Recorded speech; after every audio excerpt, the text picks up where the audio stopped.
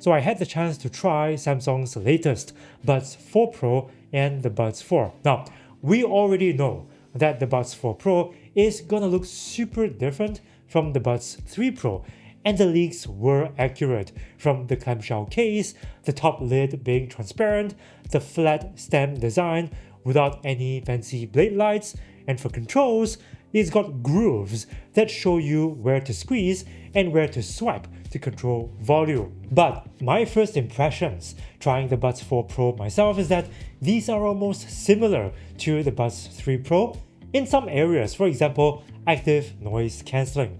But there are differences, and I'm going to go into a bit more detail in a second, but do note that this round of testing wasn't done in a control setting with my usual test equipment, and I didn't get to spend much time with them because of this long queue of people behind me, but I will test them properly once I get my hands on some review units. So get subscribed and tap the bell button to stay notified of my full review. Also, if you want to check their latest prices, I've got links to their Amazon page in the pinned comment below. Click here for Shopee. Now, the Buds 4 Pro has a two-way speaker setup like the Buds 3 Pro, but this time it's got what Samsung describes as a larger woofer. Now, personally, I wouldn't call it a woofer, it's more like a low frequency driver, so to speak.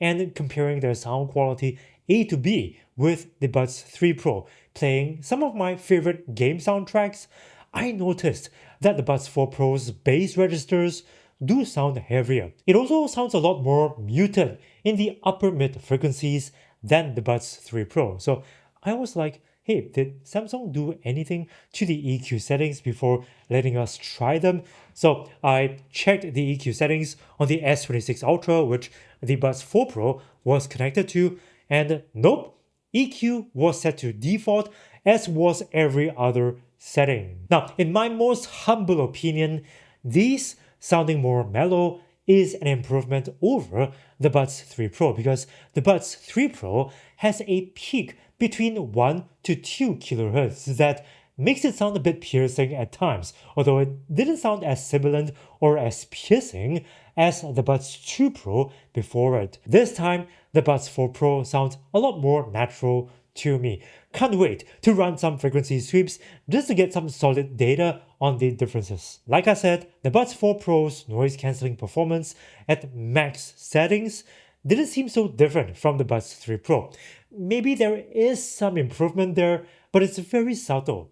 What's even more obvious is the improvement in its transparency mode. Now, the Buds 3 Pro already has fantastic transparency, one of the best in this area, but the Buds 4 Pro's transparency seems to sound more natural, less hissy, and less occluded in the mid-range than the Buds 3 Pro, which makes transparency sound more natural in general. Now, as for microphone quality, the Buds 4 Pro seems to be an improvement over the Buds 3 Pro, because my voice was amplified louder against the background in my recordings.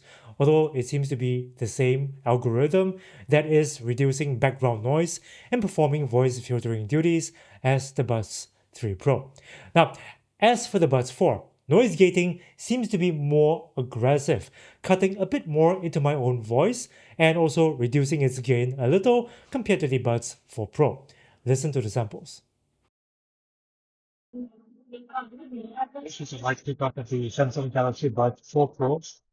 It is noisy and crowded cafe settings. The quick bounce always comes over the lazy dogs. This is the mic pickup of the Samsung Buds 3 Pro in a pretty noisy cafe setting. The quick bounce always comes over the lazy dog. This is the mic pickup of the Samsung Galaxy Buds 4 in a noisy and crowded cafe setting. The quick bounce always comes over the lazy dog. Of course, we also have the Buds 4, which doesn't have noise isolating ear tips and doesn't have active noise cancellation either. So you do need to push the volume up more to get the same level of loudness as the Pro model. And since there's no noise isolating seal, I thought it sounded a little thin compared to the Buds 4 Pro, but overall still quite close to the sound signature of the Pro model. As for whether the Galaxy Buds 4 Pro and the Buds 4 can work on an iPhone, well, they can work on an iPhone, but you won't be able to access any of its more advanced features, settings, and even firmware updates. Because as with the Buds 3 Pro, the Galaxy Buds 4 Pro and the Buds 4 do not have app support on iOS devices at all. Sad. That's very sad. I know. I was kind of hoping that the Buds 4 Pro will finally have app support on iOS devices, maybe through the good old Galaxy Buds app. So those are my first impressions of the Buds 4 Pro and the Buds 4 compared to the Buds 3 Pro.